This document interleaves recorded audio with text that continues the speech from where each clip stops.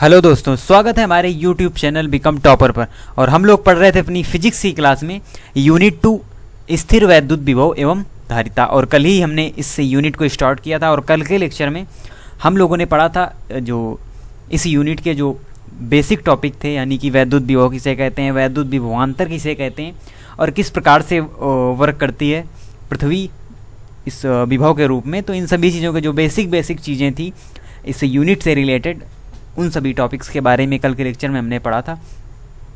तो उसी को आगे कंटिन्यू करते हुए आज के लेक्चर में हम लोग उसी के आगे के जो टॉपिक हैं, यानी कि बिंदु आवेश के कारण बिंदु पर विभव या द्विध्रुव के कारण जो विभव की जो फार्मूले हैं, डेरिवेशन है, उन सभी के बारे में हम लोग आज के लेक्चर में पढ़ेंगे। और हमने आपको कल भी बताया था कि जो वैद्युत विभव होता है ये वैद्युत क्षेत्र का ही एक पार्ट है और इसीलिए काफ़ी रिलेटेड है वैद्युत क्षेत्र से भी।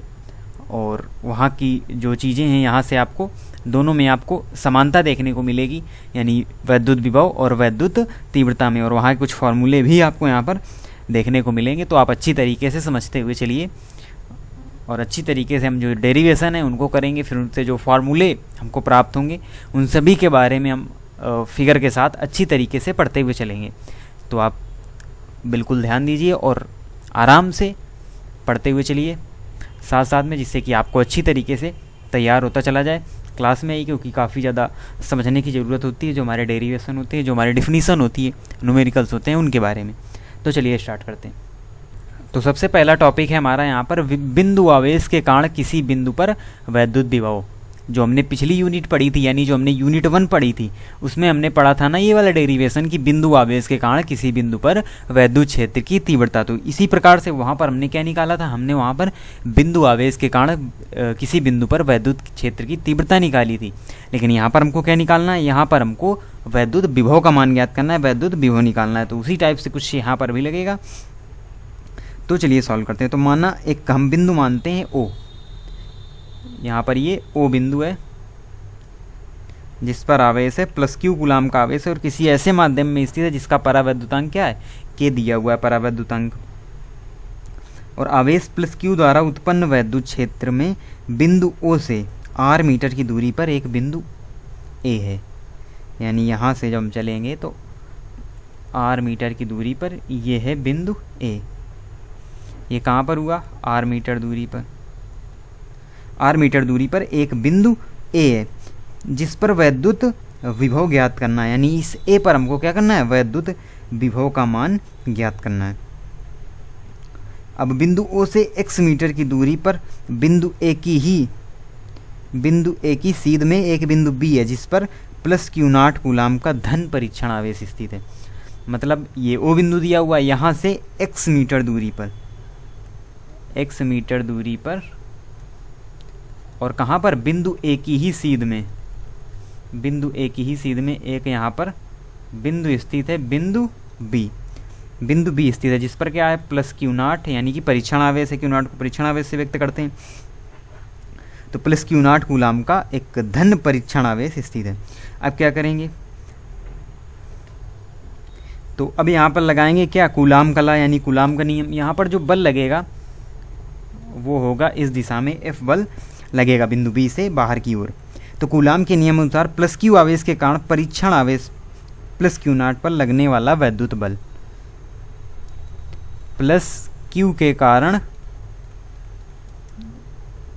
जो बल होगा, यानी बल का मान क्या होगा, तो F बराबर लेंगे हम 1/4 pi epsilon not Q not, क्योंकि एक तो है क्यू हमारा प्लस क्यू और दूसरा है प्लस क्यू नॉट, यानी कि परीक्षण आवेश अपान बीच की दूरी क्या है, x है उनके बीच की दूरी, तो ये हो जाएगा x² न्यूटन में। ये हमको प्राप्त हो गया। अब इसमें आगे देखते हैं। तो बिंदु बी से प्लस क्यू की ओर, ये हमारा बिंदु बी जो दिया हुआ है, तो इससे इस प्लस क्यू की ओर, इस प्लस क्यू की ओर अनंत सूक्ष्म दूरी dx पर, यानी ये सूक्ष्म दूरी है dx, इतनी दूरी है, अनंत सूक्ष्म दूरी dx पर एक अन्य बिंदु c है, यानी इस जगह एक बिंदु क्या है, इस जगह एक बिंदु C दिया हुआ है। परीक्षण आवेश प्लस क्यू नॉट को बल F के विरुद्ध बिंदु B से बिंदु C तक ले जाने में किया गया क्या निकालेंगे हम, किया गया कार्य निकालेंगे। तो ये हो जाएगा कार्य बराबर बल इंटू दूरी, यानी F हो गया बल, तो F इंटू दूरी होता है। तो बल का मान हमको पहले से ही पता है, तो 1/4πε0 Q0/x², ये लिख देंगे, इंटू दूरी क्या है बीच की, दूरी है माइनस की dx।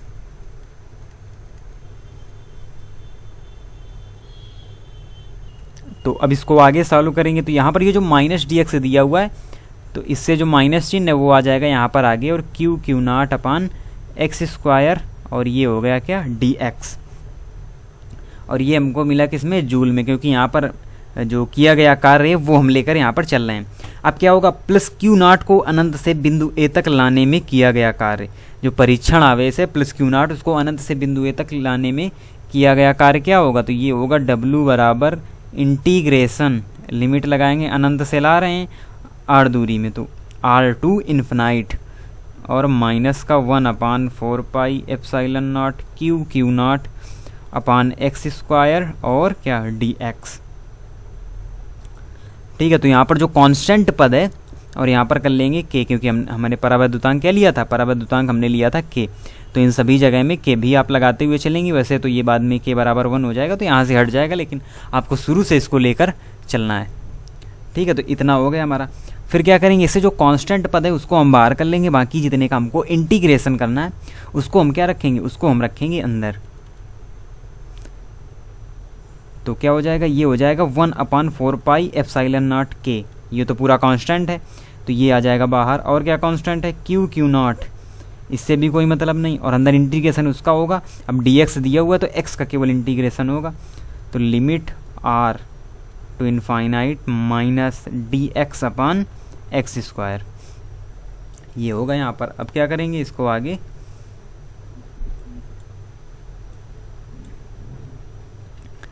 तो इसमें आगे होगा 1/4πε0 k Q0, और ये हो जाएगा 1/x² का 1/x, ये इंटीग्रेशन होगा, और लिमिट लगा देंगे r2 इनफाइनाइट।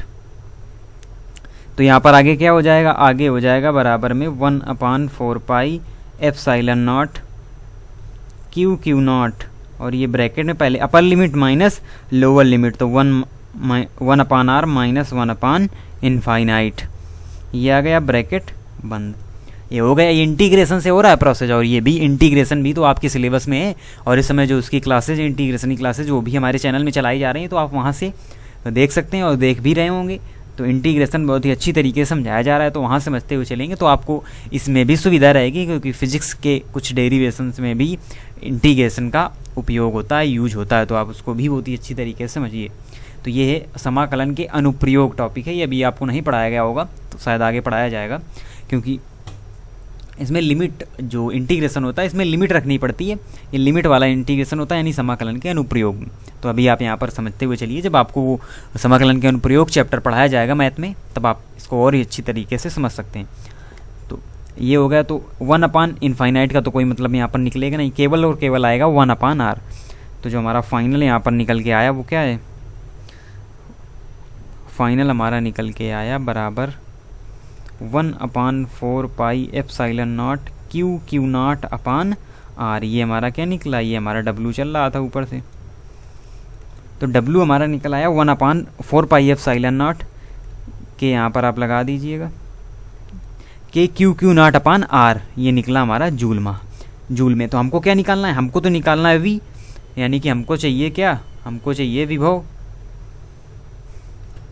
तो हम लगाएंगे विभव का फार्मूला V बराबर W/Q, और यहाँ पर मान रखेंगे 4πε0 के Q0/r इंटू ये वाला Q जो W/Q में, तो इस Q से ये वाला Q क्या हो जाएगा, W/Q0 लगाएंगे, क्योंकि परीक्षण आवेश को ही जो लाया जाता है उसी को कहते हैं वैद्युत विभव। तो इस Q0 से ये Q0 यहाँ पर क्या हो जाएगा, कैंसिल आउट हो जाएगा, और ये आ जाएगा हमारा किसमें, वोल्ट में आ जाएगा, और K का मान भी हो जाएगा 1, K का मान भी 1 हो जाएगा, क्योंकि वायु के लिए, निर्वात अथवा वायु के लिए जो परावैद्युतांक का मान होता है वो होता है K बराबर 1। तो हमारा फाइनल यहाँ पर जो फार्मूला आया किसके लिए, किसी बिंदु पर जो विद्युत विभव है उसका फार्मूला वो आया V बराबर 1/4πε0 Q/r वोल्ट। तो ये आया फार्मूला। आप देखिएगा केवल और केवल एक आर का अंतर है वैद्युत क्षेत्र की तीव्रता और वैद्युत क्षेत्र के विभव में। यानी किसी बिंदु पर जो वैद्युत क्षेत्र की तीव्रता होती है 1/4πε0 Q/r², होती है, हमने पीछे पढ़ा भी था, और यहाँ पर है Q/r। तो V और E में यानी वैद्युत विभव और वैद्युत क्षेत्र की तीव्रता में भी जो रिलेशन होता है उसके बारे में हम पढ़ेंगे आगे। अभी आपको सिर्फ और सिर्फ ये लर्न रखना है कि किसी बिंदु आवेश के कारण जो वैद्युत विभव होता है वो कैसा होता है, वो होता है 1/4πε0 Q/r। तो ये तो होता है किसके कारण, प्लस क्यू आवेश के लिए। लेकिन आपको यहाँ पर विभव में विशेष रूप से याद रखना है कि विभव में साइन का बहुत बड़ा महत्व होता है, यानी जो चिन्ह लिया जाता है उसका बहुत बड़ा महत्व होता है। तो जो चिन्ह हम यहाँ पर लेते हैं वो हमारे आंसर में भी आता है, यानी उस चिन्ह को प्रदर्शित किया जाता है। जैसे -q, अगर -q आवेश ले लिया जाए तो आप यहाँ पर फार्मूला क्या लगाएंगे, V बराबर -1/4πε0 Q/r। तब बिंदु आवेश के कारण वैद्युत क्षेत्र यानी वैद्युत विभव आएगा -1/4πε0 Q/r, क्योंकि यहाँ पर माइनस अगर दिया हुआ है, -q आवेश दिया हुआ है, तो यहाँ पर -q आवेश लेना होता है। तो इस प्रकार से एक डेरिवेशन हमारा कंप्लीट होता है। अब देखते हैं हम आगे जो हमारा अगला डेरिवेशन है उसके बारे में। तो हमारा जो अगला टॉपिक है वो है वैद्युत द्विध्रुव के कारण वैद्युत विभव, यानी electric potential due to an electric dipole. तो इलेक्ट्रिक डाइपोल के बारे में बहुत ही अच्छी तरीके से हमने पढ़ा था पिछली यूनिट में। तो इसलिए जब तक आपको पिछली यूनिट आपने नहीं पढ़ी है तो आप अच्छी तरीके से इस यूनिट को और इसके जो रिलेटेड टॉपिक हैं उनको आप अच्छी तरीके से समझ नहीं सकते हैं। इसीलिए आप क्रम से पढ़ते हुए चलिए, एक तरफ से पढ़ते हुए चलिए। तो हमने आपको जब प्रकाशिकी पढ़ाया था तो यूनिट 9 और यूनिट 10 हमने आपको क्यों साथ में पढ़ाया था, क्योंकि दोनों यूनिट्स आपस में लिंक हैं और दोनों ही ऑप्टिक्स के अंतर्गत आती हैं। इसीलिए वहाँ पर हमने आपको पढ़ाया था उनको एक साथ, यूनिट 9 और 10 को। तो आप उसी तरह से सीरियल बनाते हुए चलिए, क्रम से चलिए। हम जिस तरह से आपको पढ़ाते हुए चल रहे हैं तो आप उसी तरीके से पढ़ते हुए चलिए, आपको सभी चीज़ें अच्छी तरीके से समझ में आती जाएंगी, क्योंकि सभी चीज़ें एक दूसरे से लिंक हैं। और यहाँ पर जब हम पढ़ा रहे हैं आपको, तो यहाँ पर हम यूनिट 1, यूनिट 2 और यूनिट 3 ये तीनों एक साथ पढ़ेंगे, क्योंकि तीनों आपस में एक साथ ही कनेक्टेड हैं, कहीं ना कहीं एक दूसरे से ये लिंक हैं आपस में। क्योंकि आप देख भी रहे होंगे वैद्युत द्विध्रुव के कारण हमने वैद्युत क्षेत्र की तीव्रता निकाली थी, और यहाँ पर हमको निकालना है वैद्युत विभव। तो अगर हमने वैद्युत क्षेत्र की तीव्रता वाला जो डेरिवेशन है वो अगर हमने कर लिया है तो हमको काफ़ी हेल्प मिलेगी यहाँ पर क्या निकालने में, वैद्युत विभव निकालने में। तो चलिए देखिएगा, सबसे पहले यहाँ पर देखेंगे अच्छी स्थिति के लिए, फिर हम देखेंगे निरक्षी स्थिति के लिए, फिर हमारे जो आगे के टॉपिक्स हैं उनके बारे में बात करेंगे। तो चलिए देखते हैं वैद्युत द्विध्रुव के कारण अच्छी स्थिति में वैद्युत विभव। तो सबसे पहले क्या करेंगे, सबसे पहले तो हमको लेना होगा एक वैद्युत द्विध्रुव AB, यानी एक इलेक्ट्रिक डाइपोल हमको लेना होगा क्या, AB। तो ये हमने ले लिया यहाँ पर एक इलेक्ट्रिक डाइपोल AB। एक इलेक्ट्रिक डाइपोल ले लिया, वैद्युत द्विध्रुव ले लिया। ये क्या है, -q आवेश और +q आवेश, दो समान लेकिन विपरीत जो आवेश लिए जाते हैं उन्हीं के जो बीच की दूरी को ही कहते हैं वैद्युत द्विध्रुव। यही एक निकाय होता है। और इसका जो मध्य बिंदु है वो है वो यहाँ पर स्थित है मध्य बिंदु, और इसके बीच की दूरी 2l है। लेकिन जब मध्य बिंदु ले लेंगे तो ये l आपस में क्या हो जाएगी, आपस में बट जाएगी। तो इतना हमने ले लिया। और इसका जो परावैद्युतांक है वो के वैद्युत द्विध्रुव -q तथा +q के आवेशों से बना है जिनके बीच की अल्प दूरी 2l मीटर है। तो हमने ले ली l अलग अलग कर ली, क्योंकि जो वैद्युत द्विध्रुव के मध्य बिंदु ओ से r मीटर की दूरी पर, ये जो मध्य बिंदु है वैद्युत द्विध्रुव का, यहाँ से कितनी दूरी पर, r मीटर दूरी पर एक अच्छी स्थिति में एक बिंदु P है जिस पर वैद्युत विभव ज्ञात करना है। यानी यहाँ से इस बिंदु से r मीटर की दूरी पर, इस बिंदु O से r मीटर की दूरी पर एक बिंदु स्थित है। बिंदु कौन सा, बिंदु P, और यहीं पर हमको ज्ञात करना है वैद्युत विभव का मान। ठीक है। तो बिंदु P की आवेश +q से दूरी, यानी अब अलग अलग दूरी लिखेंगे तो +q से दूरी यहाँ से कितनी होगी, तो इतनी है r, इतनी है l, तो ये होगी r - l। यहाँ से यहाँ तक की दूरी होगी r + l। और अगर हम -q से लेंगे तो r इतनी है ही है और l और जुड़ जाएगी तो r + l, ये हो जाएगी यहाँ तक की दूरी। ठीक है। तो अब देखते हैं आगे। तो अब हमको क्या करना है, हमारा फिगर यहाँ पर कंप्लीट हो गया। अब हमको क्या करना है, हमको द्विध्रुव के आवेश +q के कारण वैद्युत P पर वैद्युत विभव V1 निकालना है। तो V1 होगा क्या, 1/4πε0 K, ये ले लिया हमने। फिर Q upon r minus l, क्योंकि वैद्युत विभव का हमने फार्मूला पीछे पढ़ा ना, यहाँ पर आर का स्क्वायर नहीं होगा, केवल और केवल आर होता है, इसीलिए हम यहाँ पर दूरी लेंगे बीच की आर माइनस एल। हम किसके लिए निकाल रहे हैं? प्लस क्यू आवेश के कारण वैद्युत विभव V1। अब क्या निकालेंगे? हम निकालेंगे माइनस क्यू आवेश के कारण क्या वैद्युत विभव, जो कि होगा V2 बराबर 1/4 पाई एप्सिलॉन नॉट के क्यू। तो हमने आपको पीछे बताया था अभी एक बिंदु के लिए कि जब हम माइनस लेंगे, माइनस साइन लेंगे वहाँ पर, तो वो साइन भी हम यहाँ पर डिनोट करेंगे, जबकि वैद्युत क्षेत्र की तीव्रता में हम ऐसा बिल्कुल भी नहीं करते थे। प्लस क्यू और माइनस क्यू दोनों आवेशों के कारण हम जो यानी कि साइन वहाँ पर नहीं लेते थे, सेम ही उसको लिखते थे, लेकिन यहाँ पर हमको साइन लेना है। तो ये -1/4 पाई एप्सिलॉन नॉट के q upon r plus l, ये आ गए दोनों, यानी कि प्लस क्यू आवेश के कारण बिंदु P पर विभव, माइनस क्यू आवेश के कारण P पर विभव, यानी V1 V2 हमको प्राप्त हो गए। तो V1 V2 हमको प्राप्त हो गया। तो वैद्युत विभव क्या है? एक स्केलर क्वांटिटी है, एक अदिश राशि है, अतः P पर जो परिणामी विभव होगा वो क्या होगा? V1 V2 का योग ही होगा, अदिश राशि है तो सीधे सीधे योग होगा। तो V बराबर क्या होगा? V1 प्लस V2 हो जाएगा। तो V1 मान हमको पता है 1/4 पाई एप्सिलॉन नॉट के q upon r minus l. और ये यहाँ पर करना तो प्लस है, लेकिन क्या है? V2 तो माइनस है ना, V2 तो माइनस में ये दिया हुआ, ये माइनस चिन्ह नहीं है, तो प्लस क्या हो जाएगा? प्लस हो जाएगा यहाँ पर माइनस, और सेम फार्मूला हम लिख देंगे 1/4 पाई एप्सिलॉन नॉट के q upon r plus l, ये यहाँ पर हमने लिख दिया। अब क्या करेंगे आगे? यहाँ पर जो कॉमन फैक्टर हैं वो हम ले लेंगे बाहर। तो क्या है? क्यू अपान 4 पाई एप्सिलॉन नॉट के, ये हमारा आ गया बाहर कॉमन। अंदर क्या बचा? अंदर बचा 1 minus r minus l minus 1/r plus l, ये हमारा अंदर बचा। अब अंदर इसको क्या करते हैं? अंदर इसको क्या कर लेते हैं? सॉल्व कर लेते हैं कि ये हो जाएगा। नीचे हम क्या लेंगे? नीचे लेंगे एलसीएम, जो कि आएगा r square minus l square, और ऊपर हमारा ऊपर क्या बनेगा? ऊपर बनेगा 2l, क्योंकि आर आर आपस में क्या हो जाएंगे? कैंसिल हो जाएंगे। तो अब आगे इसको क्या लिख लेंगे? आगे यहाँ पर हम सही करके लिख लेंगे 2ql अपान 4 पाई एप्सिलॉन नॉट के 1/r square minus l square. तो ये क्या हो जाएगा? 1/4 पाई एप्सिलॉन नॉट के 2ql क्या होता है? p, क्योंकि हमने पीछे पढ़ा था वैद्युत P बराबर 2ql, तो P upon r square minus l square, ये हमको प्राप्त हो गया। तो यहाँ पर हम उसी तरीके से करेंगे जैसे हमने वैद्युत क्षेत्र की तीव्रता में किया था, यानी जो L का मान है वो R से बहुत छोटा, यानी very very less than R, यानी L का जो मान है वो R से बहुत ही छोटा है। तो जब अगर हम L स्क्वायर कर देंगे तो और भी छोटा हो जाएगा, यानी नगण्य माना जाएगा। L स्क्वायर का कुछ भी मान हम यहाँ पर नहीं लेंगे, और के बराबर तो 1 हो जाएगा निर्वात के लिए परावैद्युतांक का मान। तो जो हमारा फाइनल यहाँ पर फार्मूला आया वो क्या आया?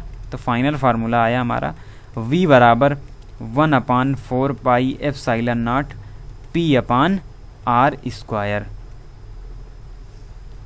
ये क्या है? तो यही है हमारा वैद्युत द्विध्रुव की अच्छी स्थिति में वैद्युत विभव का फार्मूला। और वैद्युत क्षेत्र की तीव्रता क्या आती थी? वो आती थी P अपान आर क्यूब। तो यहाँ पर एक आर का ही फर्क हमको देखने को मिल रहा है वैद्युत विभव और वैद्युत क्षेत्र की तीव्रता में। तो यही होता है डेरिवेशन और फार्मूला भी वैद्युत क्षेत्र यानी वैद्युत द्विध्रुव की अच्छी स्थिति में वैद्युत विभव का। अब देखते हैं इसकी निरक्षीय स्थिति में वैद्युत विभव क्या होता है।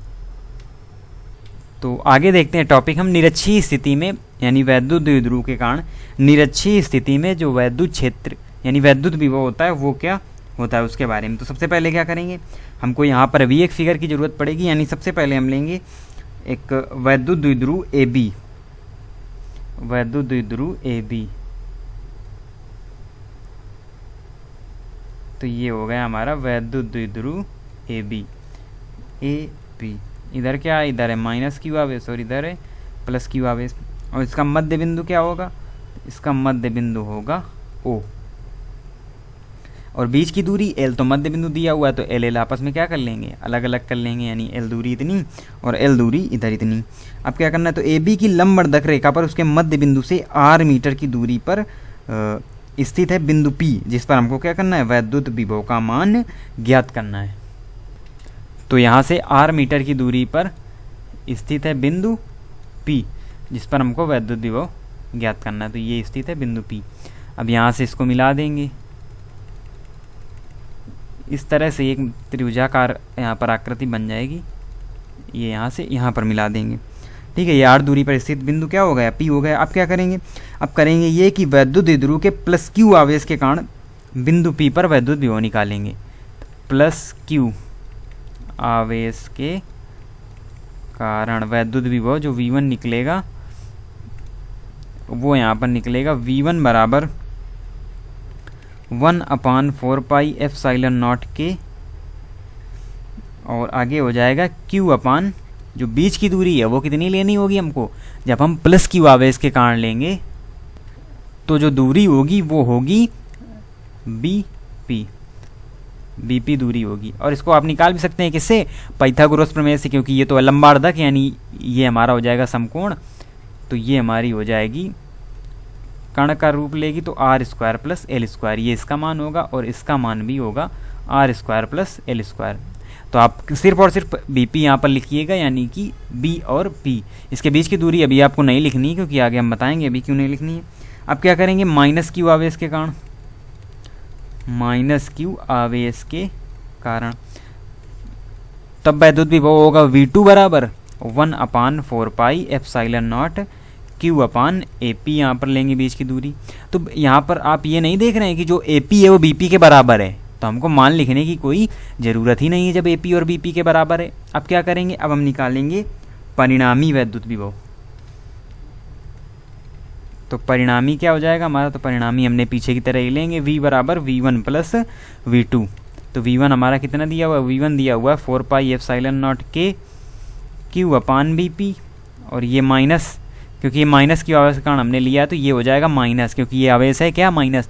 और हम आपको बार बार यही चीज़ बता रहे हैं कि जो विभव में है वो साइन बहुत ही ज़्यादा इंपॉर्टेंट होता है। जो साइन दिया होगा हमको सेम एज इट इज वो साइन वहाँ पर लेना होगा, हम उसको निगलेक्ट नहीं कर सकते हैं। जबकि विद्युत क्षेत्र की तीव्रता में ऐसा बिल्कुल नहीं होता है, वहाँ पर हम जो हमारा साइन है यानी ऋणात्मक और जो धनात्मक साइन है उनको हम इग्नोर कर देते हैं। तो ये इसी साइन के कारण यहाँ पर आ जाएगा माइनस, और ये हो जाएगा 1/4 pi epsilon not Q upon AP। और यहाँ पर BP क्या है, AP के बराबर है, यानी ये भी जितना टर्म्स ये हुआ उतना ही टर्म्स ये हुआ, यानी दोनों टर्म आपस में बराबर है, क्योंकि BP AP के बराबर है। तो जब बराबर वैल्यू में बराबर वैल्यू घटा दी जाएगी तो परिणामी वैद्युत विभव क्या आएगा, परिणामी वैद्युत विभव आएगा 0 यहाँ पर। तो हम ये लिख सकते हैं कि जो V होगा वो होगा 0, यानी द्विध्रुव की निरक्षीय स्थिति में जो वैद्युत विभव होगा वो हमेशा कैसा होगा, हमेशा 0 होगा। लेकिन वैद्युत क्षेत्र की तीव्रता में आपने देखा था वहाँ पर P अपान R³ एक फार्मूला निकला था वहाँ पर, लेकिन यहाँ पर क्या हो जाएगा, ये हो जाएगा 0। और इसका कारण क्या है, इसका सिर्फ और सिर्फ कारण है जो साइन होता है वो हम यहाँ पर डिनोट करते हैं, तभी यहाँ पर माइनस हो गया और इसीलिए ये मान आपस में घट गए जो कि पूरी तरीके से बराबर थे। और हमारा मान क्या आ गया, हमारा मान एट लास्ट आ गया V बराबर 0, यानी निरक्षीय स्थिति में V यानी वैद्युत जो विभव होता है वो हमेशा क्या होता है, 0 होता है। तो हमारे ये दो डेरिवेशन भी कंप्लीट हुए वैद्युत द्विध्रुव से रिलेटेड। अब आगे देखते हैं आज की क्लास का जो हमारा लास्ट टॉपिक है, यानी कि निकाय के कारण वैद्युत विभव, यानी आवेशों के जो निकाय होते हैं तो उस पूरे निकाय के कारण वैद्युत विभव का मान क्या होता है और किस प्रकार से उसका फॉर्मूला हमको देखने को मिलता है। तो किसी आवेशों Q1 Q2 dot dot Q1 के जो एक निकाय दिया हुआ है, हम फिगर के रूप में यहाँ पर डिनोट कर लेते हैं। तो ये है बिंदु P, तो इस तरह से ये होगा Q1, जैसे इस तरह से निकला Q1, और फिर इस तरह से Q2, एक निकाय बनाना है हमको, और ये हो गया हमारा Q3, और इस तरफ हो गया Q4, और ये हो गया Q5। तो Q5 तक हम यहाँ पर बना लेंगे। तो जो आवेश हमने लिए वो क्या है, Q1 Q2, इस प्रकार से आप अनंत तक बना सकते हैं, यानी Qn तक जो ये आवेश हैं वो आप यहाँ पर ले सकते हैं। और मूल बिंदु के सापेक्ष स्थिति सदिश क्रमशः क्या है, R1 R2 और Rn है, यानी यहाँ पर हम मान लेंगे R1P R15 R14 R13 और R12, क्योंकि ये दिया हुआ है Q2। ठीक है, इस प्रकार से हम स्थिति सदिश को भी यहाँ पर व्यक्त कर लेते हैं। तो अब क्या, बिंदु P पर आवेश Q1 के कारण विभव क्या होगा Q1 के कारण विभव, तो ये होगा V1 बराबर 1/4 पाई एप्सिलॉन नॉट Q1 अपान इसके बीच की दूरी R1P, ये हमने ले ली। इसी प्रकार बिंदु P पर आवेश Q2 कारण विभव V2 तथा आवेश Q3 कारण विभव V3 को भी हम क्या कर सकते हैं, व्यक्त कर सकते हैं, यानी V2 बराबर भी होगा सेम सभी दूरियां को क्या है प्राप्त है Q2 बराबर R2P, और इसी प्रकार से होगा V3 बराबर 1/4 pi epsilon not Q3 upon R3P। इस प्रकार से ये सभी चीज़ें क्या कर सकते हैं, हम डिनोट कर सकते हैं।